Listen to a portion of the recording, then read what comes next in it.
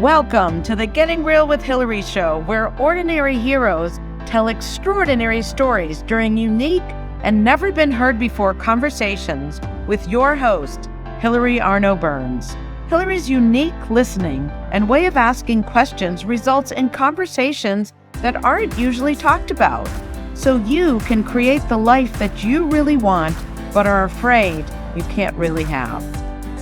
We are demonstrating the greatness in the human spirit and creating a world where we all reclaim our birthright of joy, happiness, purpose, and passion. Now, here's your host, Hilary Arno Burns. Welcome to the Getting Real with Hilary show, and today we have a very special guest. Her name is Desiree Lim. She's an award-winning Canadian filmmaker, a multilingual cultural hybrid growing up in Malaysia and Japan. Fluent in English, Japanese, Mandarin, Cantonese, and Malay, Desiree continues to transcend geographical and cultural borders to breathe life and give voice to the unique and original stories she has to tell through film while sharing her healing gifts with the world. And she is presently in Canada. And welcome, Desiree. Hello. Thank you for having me, Hilary. It's so good to be here. Yes, you're welcome. Now, can I just ask you, when I was saying she, was that wrong? Oh, no, it's she, they, whatever you want to call. I'm very gender fluid that way. Okay. All right, good. All right. As I was saying it, I was like, I don't know if that's correct. Okay, great. All right. So why don't you give us, you've had such an amazing background. Why don't you tell us a little bit about growing up and how you got to where you are now? Yeah. So I've been born and raised in Malaysia, and then after high school, I went to Japan to pursue my university education, and always had a very unique and interesting, deep connection with Japan. When I was a teenager, I started to be trained in Kendo, which is Japanese fencing. It's a form of martial arts that maybe not a lot of people know about. It's not as commonly known as karate or, judo, So Kendo is the way of the sword.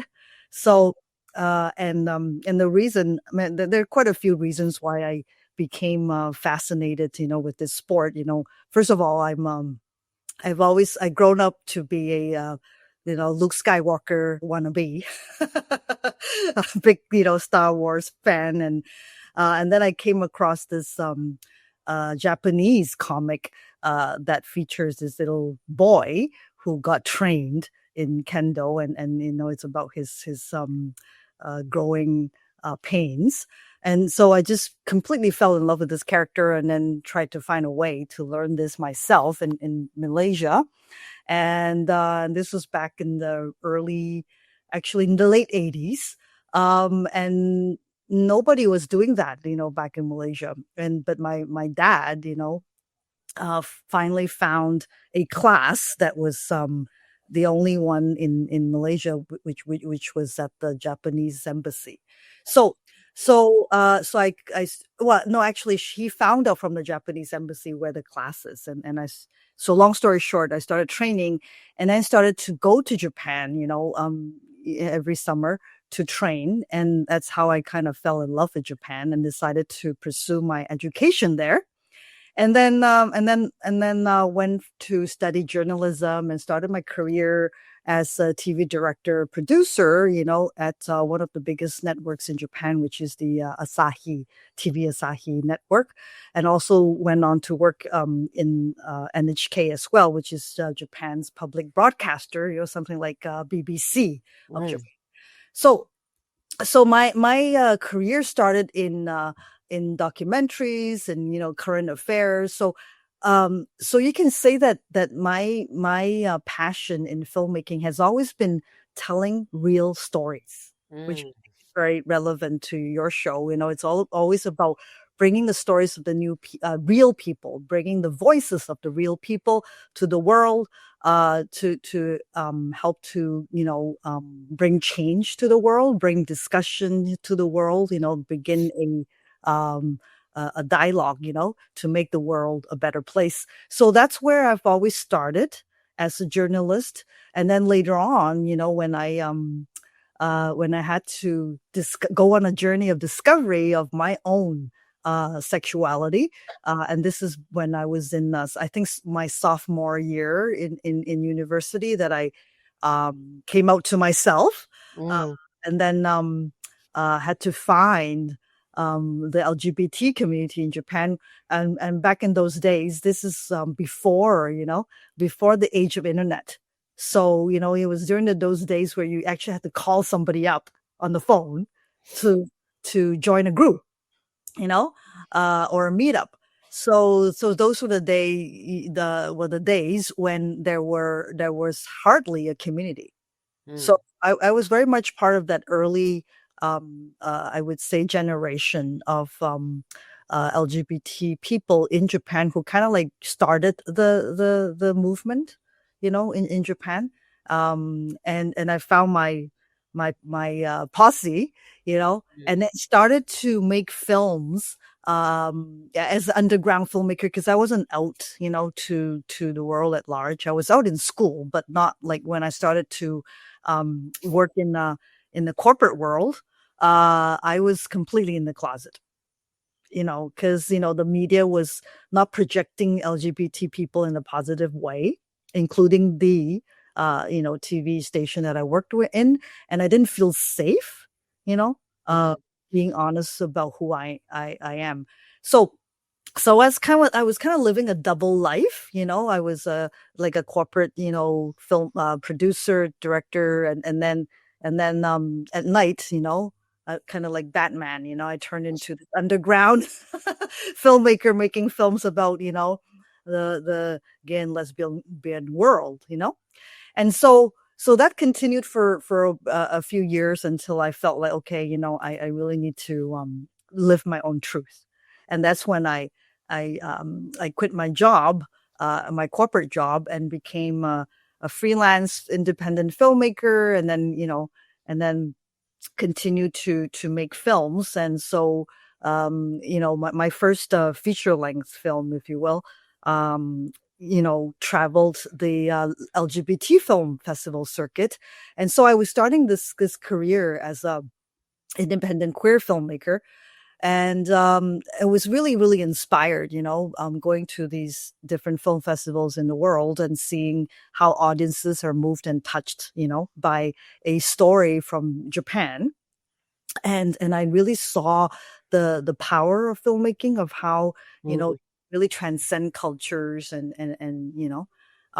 countries. So were your LGBT films played at regular film festivals, or were there LGBT film festivals? So okay, yeah, yeah. Okay. So I was a lot of them in the U.S., like San Francisco, New York, Miami, and then also in Europe, as well as in other Asian countries like Korea and Taiwan, and of course Japan itself.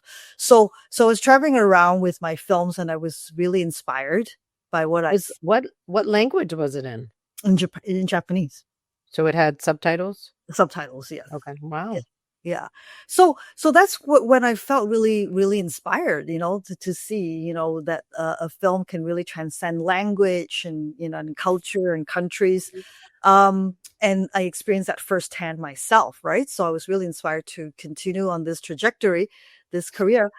And then I felt like I kind of hit the glass ceiling in Japan, being a queer and a woman, and a foreigner in a country, in the country back then, and decided that, okay, you know what, I'm gonna move to a greener field, if you will, and came to Canada. But then in Canada, I really had to, start off from scratch again, because nobody knew me here, and also my career has been in Japan, so I didn't have anything on my resume that that shows that I have any, work experience in Canada. And it was tough. I couldn't find work, literally, because I don't have that background, even though I'm fluent in English and I Yeah. have years of experience under my belt. But yeah, so it's the typical immigrant story. I literally couldn't find work and had to start from scratch again. For how long? How long? Oh, wow. It took me like maybe at least 5 years to like kind of build back to where I was, or close to where I was. And what did you do in the meantime? How did you survive? I'm just doing whatever work that came along. I mean, at first it wasn't related to film. There's some jobs that I do not related to film. But as I started to make connections and, getting to know more people, I was starting to get more work in film and also, and at the time, Canada was introducing a lot of initiatives helping, people of color and also minority to receive grants to make films and giving us opportunities to get our work seen on TV networks, Wow. and what have you. So I really was I feel lucky to have been able to be part of those programs, because basically those programs also help you connect with the industry so that people get to know you and then Right. grow your connections there. So I'm very grateful to Canada in many ways. It is really a very inclusive country, in many ways, and provides a lot of opportunities for people who are new to the country. And so long story short, I was actually on the verge of directing, producing like my biggest film at the time to as sort of like my next phase of my career, which is to produce a feature film in English, in North America. And unfortunately, I won't. It's actually not unfortunately anymore, because I know everything happens for a reason. But back then it was unfortunately, because my whole world came crashing, down on me, left, right, and center, when that film completely fell apart financially and also with relationships and all that. And so I went into a very deep personal crisis, if you will. And that was actually, in retrospect, it's actually my spiritual awakening. It was an opportunity for spiritual awakening. And, How old were you? How old were you at the time? I just barely turned 30, I think. Okay. Back then. Yeah. 30. Yeah. I think mid-30s, something like that. Yeah. Okay. And it was devastating. It was my biggest project, and there was a lot of stakes, and quite a lot of money, 6-figure, money that I that was going down the pipes, So Was I it was your money? well, no, it's my investors, right? So again, Still, yeah. but still, right? So, Yeah. and so I was going through this crisis, and it was around this time actually that I met my teacher, Dr. Master Sha. Right. And the way I met him was also very interesting. It's a very long story, but I won't, go into that. But ultimately, I had an opportunity to learn about him through a book that I read, I think about a year prior. Yeah. Meeting him. And then also watching a documentary about him. And so one thing led to another, and I can see how this was all divine, orchestrated. And then I think it was maybe 2 years after I read the book, one of my friends, her mom became like critically ill and was in, ICU. And this was during that time of my spiritual crisis, if you will. Mm-hmm. It hasn't collapsed at that point. Right. Hasn't collapsed at that point, but it was kind of prior to that collapse that this all started to fall into place. And so this mother of my friend was in ICU, with some kind of really strange, condition, a blood infection that the doctors didn't know what to do about, and she was really like fading away.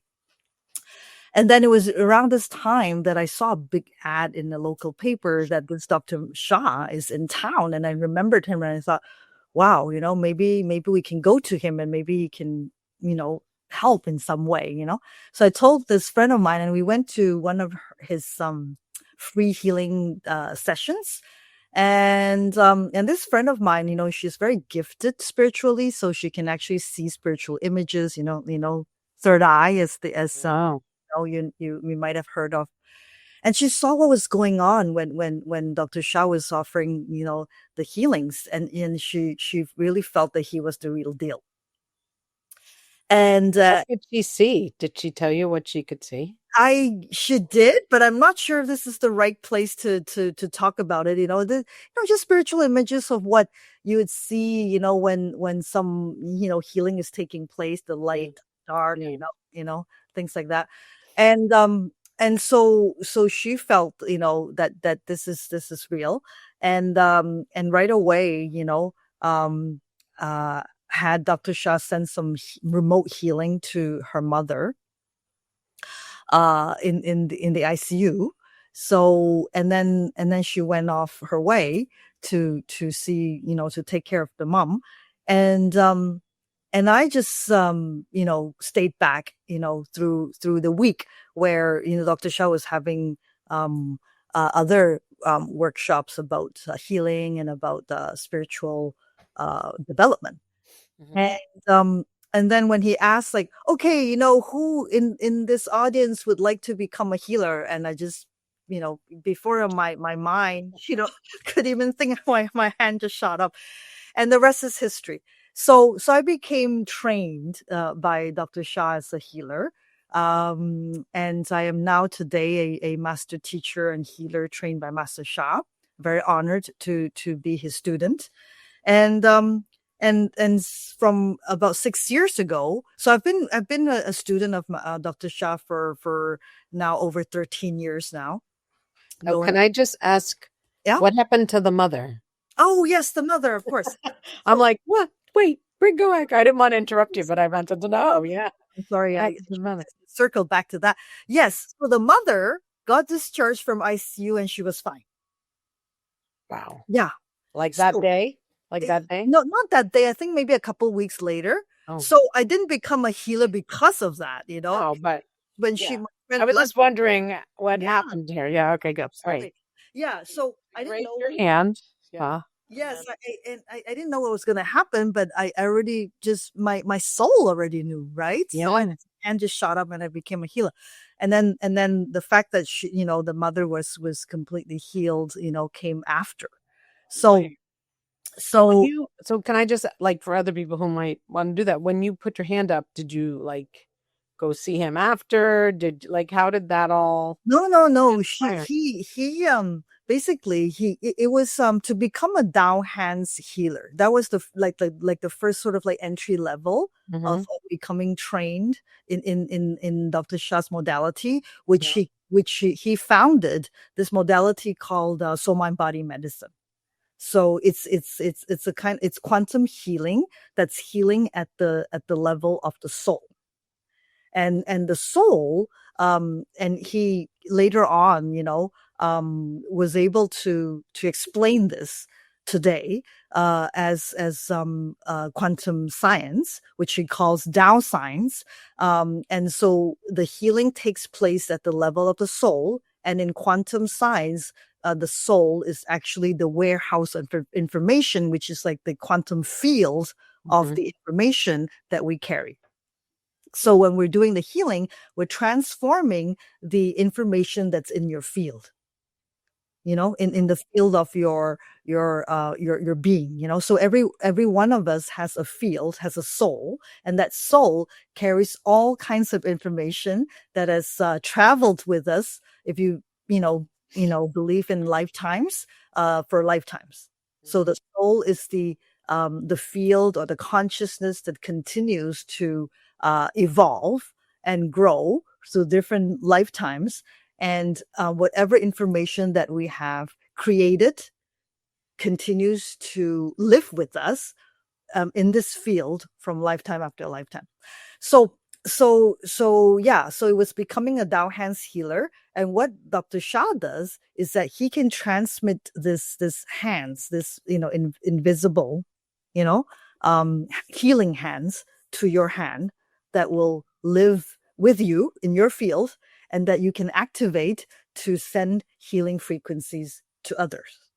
So it's if you've heard of Reiki, it's something similar to that. You're connecting to the universal consciousness or field, or and how but you had to train with him. He didn't just go, give me your hands, boom, now you can do it. No. You go through a workshop that will train you how to actually use it.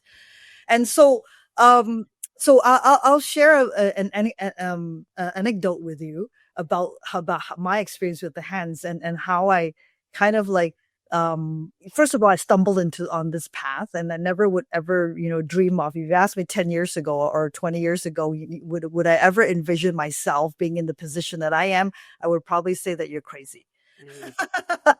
Because I never thought I would become a healer or be making the films that I'm making today, about healing. So going back to my crisis. When that crisis happened, everything fell apart. And that was when I had to kind of start to awaken to my true calling, which is still being a filmmaker, but perhaps no longer making films that I thought I would be making. And it wasn't an easy awakening process, because my ego, my mind were, kicking and screaming all the way. Which part? Why, you didn't want to be a healer, or you want? No. Like, what was the part? I didn't want to be a filmmaker that was not making the films that I wanted to make. Okay. Right? Because I was, like I said, I was on a trajectory of becoming a queer filmmaker, telling stories about, the queer condition or stories. Yeah. And that was my dream, to bring that to the world. Mm-hmm. And all of a sudden I had to, stop and pause and realize that that's not what I'm, supposed to be doing in this lifetime. Right.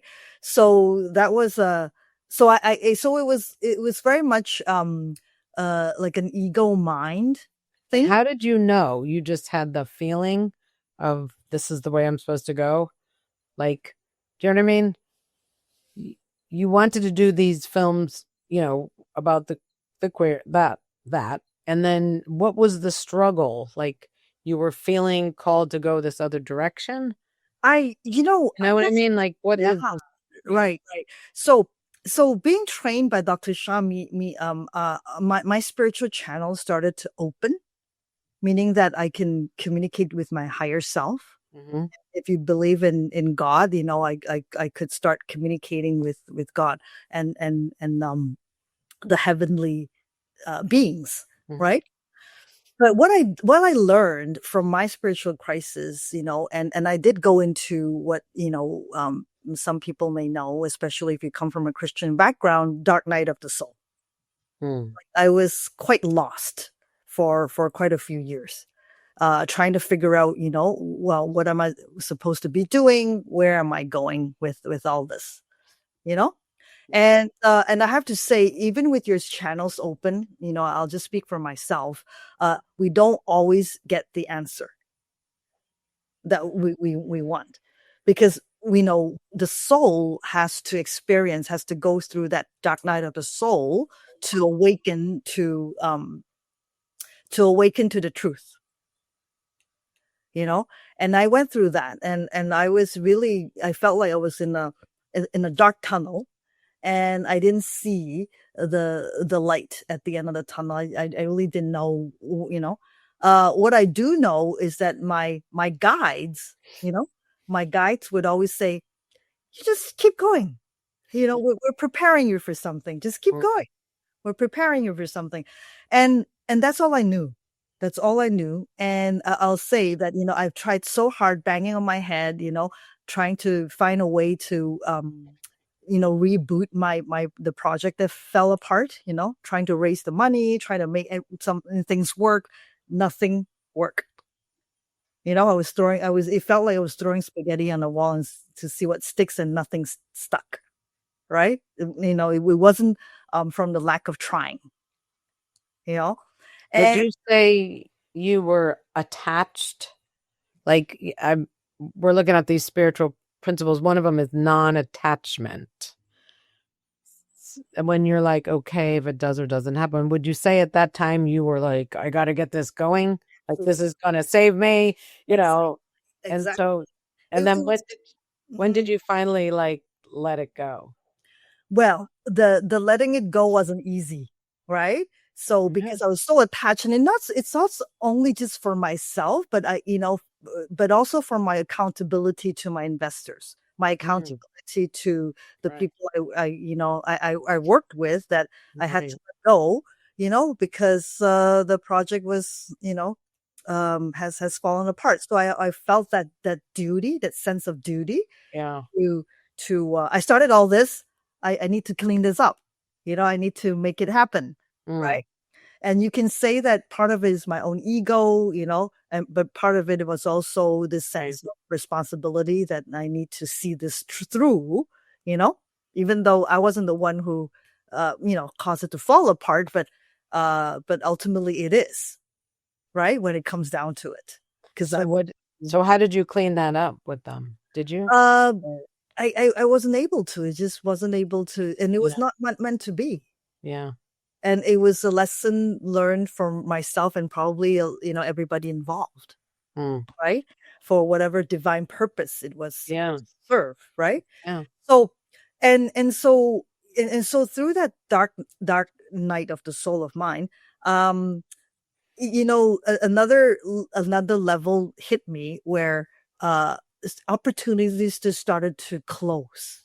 Not only spaghetti was not sticking on the wall, I wasn't even able to get work in the field of in the film industry. Wow.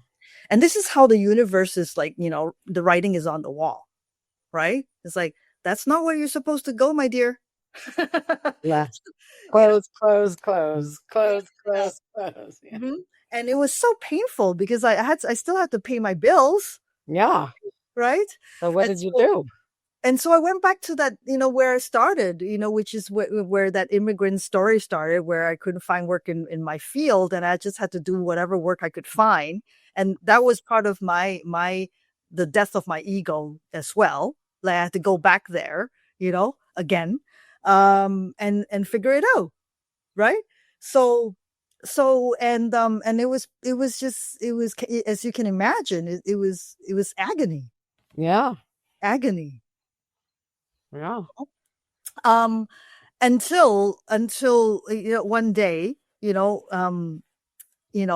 Sha called me and said and offered me this role of producing films for him. And actually, I have been working with him off and on, not as a employee, but as a freelance, producer and his student.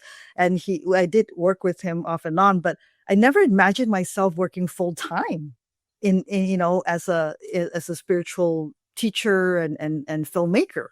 Whatever. I just felt like, oh, this is great. I will do this, with him as a passion project, and then I would go back to my own career. I didn't look at it as temporary. Calling. Yeah, not calling. I'm happy to serve my teacher when I'm needed, and then the rest of the time I would be focused on my own, my own career. And then so when the call came, and then the dark clouds just parted, and I it almost felt like my heavens guides were like, were popping the bottle of champagne, and and I can hear I almost hear the heavens orchestra celebrating the light coming back into my life, and I saw that the light at the end of that tunnel. And that was when he called you to ask you that? Wow. Yeah, that day was kind of like, it really felt like the angels were playing the, heaven's trumpets. That's how it felt like to me, because finally I know what they were telling me. They were preparing me for something. I just didn't know what it was. And I asked everybody. I asked some of the high level teachers, in the organization, who can actually do readings, about your task, about what's in store for you in the future. Nobody could tell anything because they were not supposed to reveal it to me until the time was right. Wow. All right. On that note, we are going to remember where we are. We're going to go to our commercial break, and then we'll come back and we'll hear the rest of the story and what you're up to now. Amazing. That's really amazing. Thank you. All right. We'll be right back after a word from our sponsors.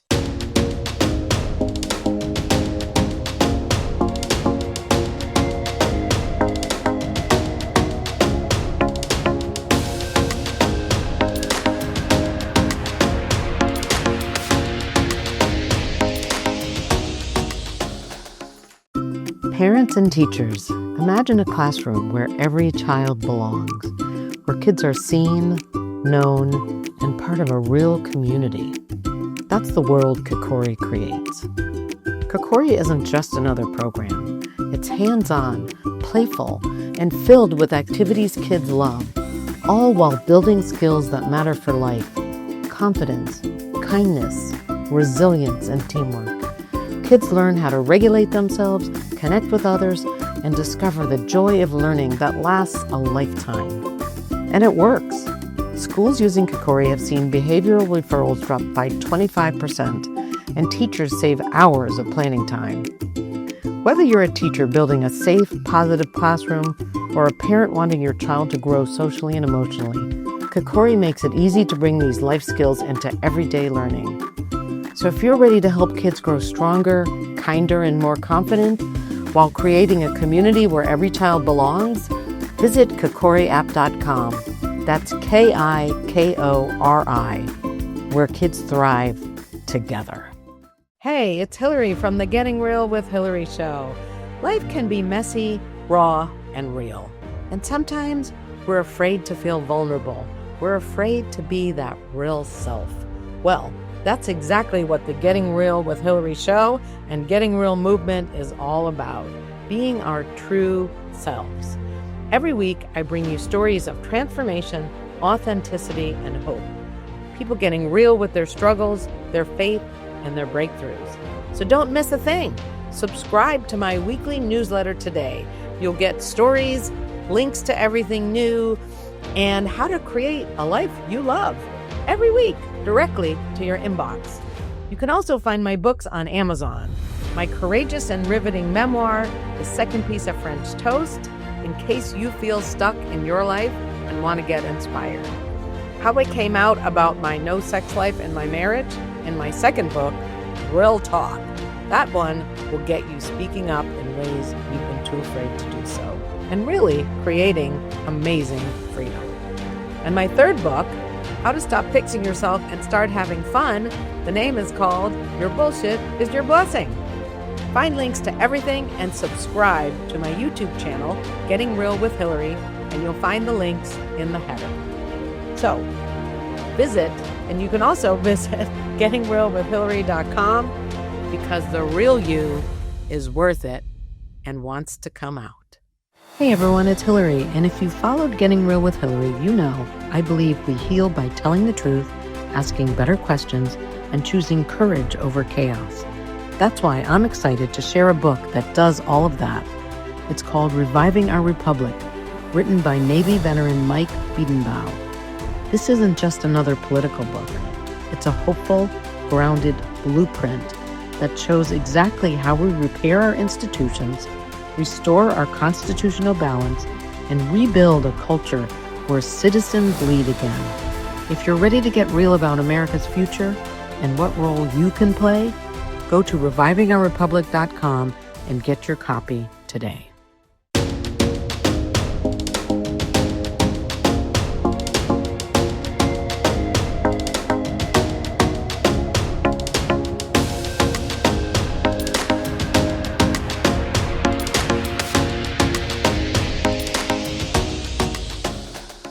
And thank you, as always, to our sponsors, Kikori. So that was 8 years ago. What happens next? Or what was your... Now, I know we were going to try to do an example, but we can keep going. Yeah, I'll just bring it to how we met. And then, with the healing. And I'll talk a little bit about, the modality that I've been trained with. And I know that, Hilary, you've had an experience with me. Mm-hmm. And so maybe you want to recount a little bit about your experience, and then I can add to that and maybe share a little bit more about how it all works. Yeah. Okay. All right. So I was introduced to Desiree through a mutual friend, True. That's her name. And you guys had met in Japan? Yes. And then had reconnected. So it was just one of those things. And we connected and we were talking. And so Desiree said she could do a healing on my back, which has been hurting for a long time, 10, 15 years, probably, some days worse than others, but it was always, there annoying me. So we did this. She did the healing. And then I went away and, I'm thinking about it and I'm like, I don't have a back problem anymore. Like, I literally forgot about it. It just stopped bothering me. And the book, which I'm sure she's going to talk about, Tao Calligraphy, this is the symbol. And I've literally had it. If I do feel a twinge, I put it behind my back. I'm going to do it right now. And it just goes on my back and then it takes care of it, which seems a little bit like magic. But so it worked. I'm almost afraid to say it because, what if it starts hurting again? But it hasn't. So. And that was almost a month ago now, right? Yeah. Yeah. I went away. I went to Costa Rica. I came back and I'm like, my back doesn't hurt. That's weird, because I was so used to it. It really just stopped hurting. Amazing. And I know there's a lot of people with chronic back pain. So why don't you tell them what you did? What did you do to me? I did not do anything. No, I know. Get it. Yeah. So this book, that Hilary just showed everybody, this is the Tao Calligraphy Tao back book. Okay. And anybody can get this on Amazon. And so I am a healer. I can turn on my Tao hands, the Tao hands that I was talking about earlier, right? And offer healing. But I didn't want to do that because I wanted to empower Hilary to heal herself. So that's why I introduced her to this book, which is perfect for her condition. And so this calligraphy here is called Tao Calligraphy. Now it's Chinese, but it's a very unique form of Chinese calligraphy. Okay, so even I am Chinese myself, and I read and write Chinese. You can't even read these characters because they're very unique. They're called the one-stroke calligraphy. It's the one-stroke calligraphy, and this one-stroke calligraphy has been taught to Dr. Master Sha by his teacher, Professor Lee, who is the a lineage holder of this calligraphy called one-stroke calligraphy. It's called 一笔字 in Chinese. And so Dr. Sha learned this form of calligraphy from Professor Lee. And 一笔字, or this calligraphy on its own, doesn't have any healing capacity, if you will. It's a form of visual art. But after Dr. Sha learned this calligraphy, he asked his teacher, can he turn this into a form of healing art? And with her blessing, he is able to do that. So what he did is, because Dr. Sha himself is a channel, he's a source channel. So that's how he trains his healers, myself included. As healers, he trains us how to channel source frequency vibration into the work that we do as healers. So what he did with his calligraphy is that he channels source frequency vibration into this calligraphy, and then it turns into a healing art. He calls it the transformative art of Tao calligraphy. And the word Tao just means the source, the creator. So it's not about religion. It's not related to, Taoism at all. It's just the word that describes the source, the creator, the universe. So he's putting that source frequency vibration into that particular symbol? Yes. So no matter where that symbol appears, it's got it. Yes. Wow. So this is what the reason why it was so powerful, Hilary, is because this calligraphy carries a Tao field. Amazing. And the message. I get the book from Amazon, right? I mean, yeah. How could that source frequency vibration be in a book from Amazon, right? Exactly. And this is why it's so groundbreaking what Dr. Sha is doing. Oh. He is creating he calls it Tao technology. It's a technology. It sounds like magic, but it's not. It's real. Right. It's as real as it can get. When you feel that your back is healed. Because the message is Tao back. So literally, these two words carry the frequency of the creator back, creator frequency of the back. It's not like my back or your back. It's the Tao back. So it carries that creator's frequencies, to help us heal the back, right? Or realign the back, if you will. Mm-hmm. Realign whatever that has become misaligned in the field of your back to the field of Tao back, right? So one of the key principles that Dr. Sha's modality operates on is that everyone and everything is made of a field, right? And when I go back to the soul is actually that field. It has a consciousness in it, and it carries all kinds of information, positive, negative, what have you, right? And when you have negative information in your field, something in that field becomes misaligned.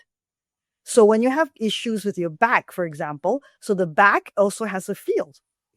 If you translate it to a spiritual term, your back has a soul. The back has a consciousness as well. And that consciousness... Separate from ourselves? Yes. Every single thing, including our cells, our organs, everything has a field.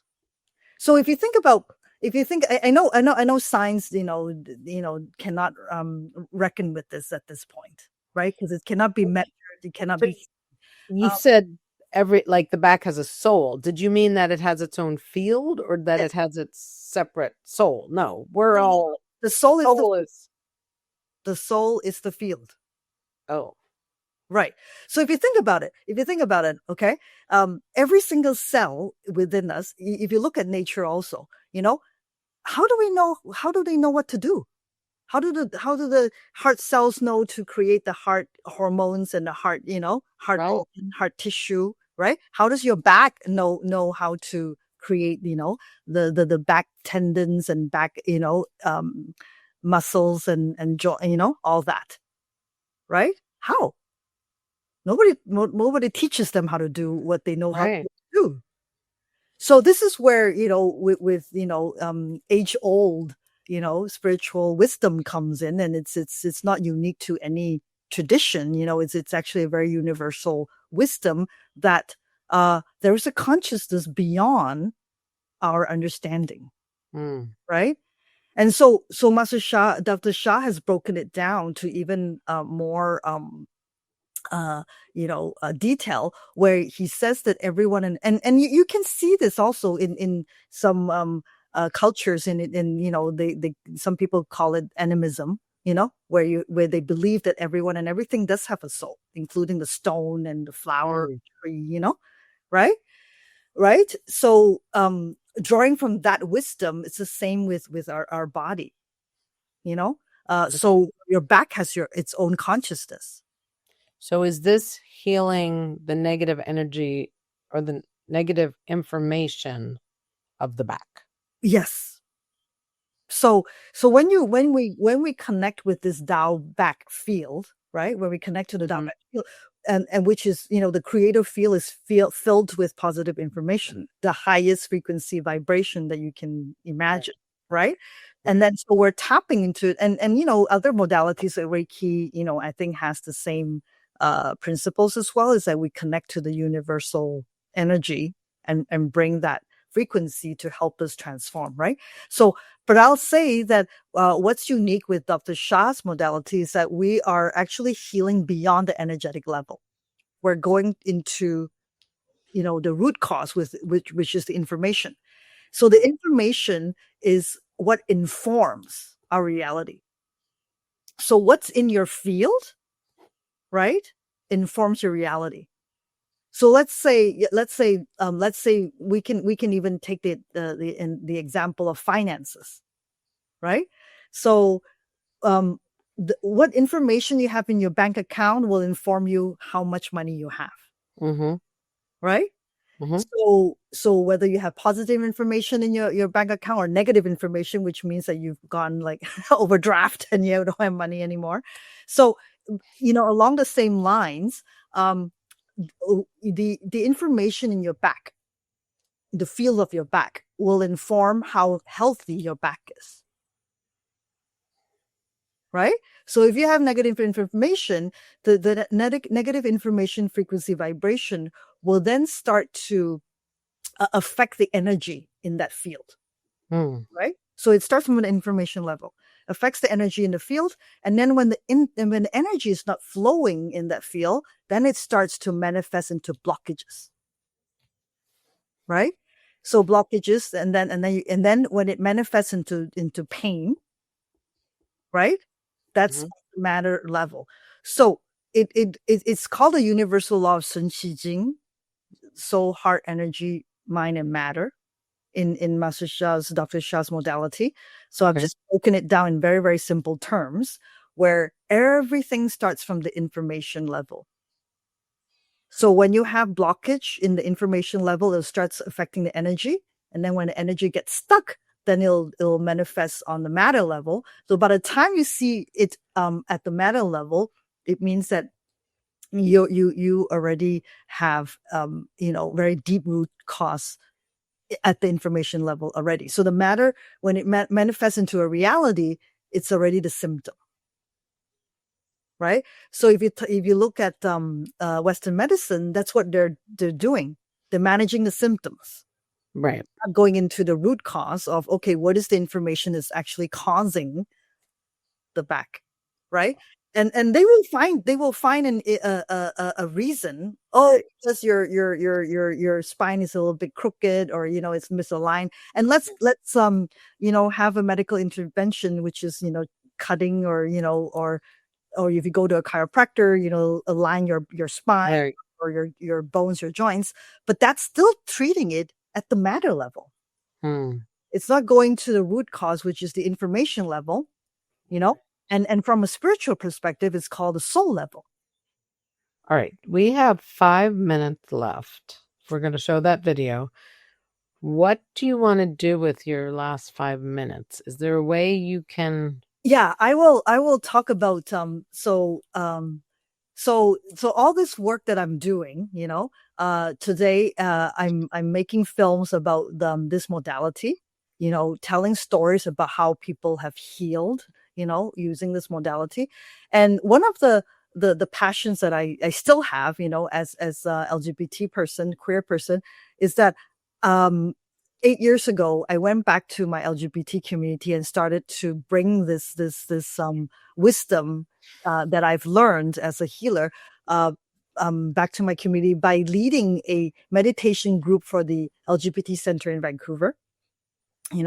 And I've been doing this for over 8 years now, and I've met people from all walks of life, and my first session, and I've shared with you before, Hilary, there was a trans man who came, and he came as a refugee, and he was really, really lost. He was kind of like at the place where I was, dark night of the soul, losing hope in life. And when he came to my meditation, he felt love again for the first time. And what I was doing, I was channeling the universal light, for the meditation, and he felt it. And so this man was able to pick himself up and continue with his life because of that meditation. Right. So because of that experience that I've had, I've been really committed to serving the LGBT community through the work that I do, be it through meditation sessions. Now I'm also mentoring other LGBT youth, in the work that they do, and I work with people who have a mission to make the world a better place. And that's what I do to help others also step into their potential. Wow. Right. So my message is that, if you're somebody who's from the LGBT community, who wants to learn more about this work and how it can empower you to also become a healer, not necessarily in this modality, but just learning about, your own potential, through the what we call the soul power techniques. I would be very, very happy to support you, to meet you, and potentially to guide you if it resonates with you, with like simple tools like this, like a book. And there's another book in this series that is for healing anxiety, depression. This calligraphy here is that field of Tao transforming anxiety, depression. That's what these Chinese calligraphy words say here. And the power that it has, I've actually, recommended this to one of my clients, and they use this book and in a matter of minutes, and they have an anxiety disorder, right? And I was talking to them online like this, and I did the same meditation that I did with you, Hilary, by holding this book, right? And then within minutes, their anxiety just went down. Wow. And they brought this book, and they are a social worker that work with a lot of people who are, a bit challenged mentally. And they get into, situations that could be life-threatening sometimes. Yeah. And because they're carrying this book with them, they said to me, they wrote me an email saying, and they actually spoke to me as well about it, that they do not go into anxiety attacks anymore, even in really, really compromising situations. Wow. All right. So okay, we got 1 minute before, if you want to show the film, how do they find you? And do you want to just quickly introduce the video that they're going to watch for the last few minutes? That's okay. I think I'll just say this. I'm also a podcast host. Okay. Podcast host of Queer Love Light. It's a podcast that introduces these self-healing techniques to the LGBT audience, and I also talk about my own experiences. So you can find me there. It's on Spotify and all the major podcast platforms. And you can also reach me at queerlovelight@gmail.com. Okay. Right.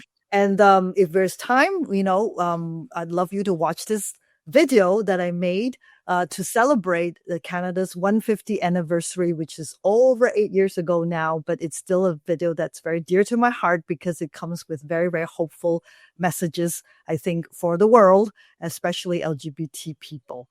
So thank you so much, Hilary, for having me. It was such a privilege and honor to speak to you, and I'm so happy for your back. Yeah, thank you so much. Really is a gift. Thank you for your gift. Thank you for what you're doing for the world, and thank you for being here. And now, everyone, you can watch the video. Thank you for watching this episode. I started getting real with Hilary when I discovered that I was a people-pleasing, pleasant phony and wanted to be more of my real self. We can grow together if you will like the show, subscribe to my channel, and share this episode with your friends and family so that we can have a world that's more real.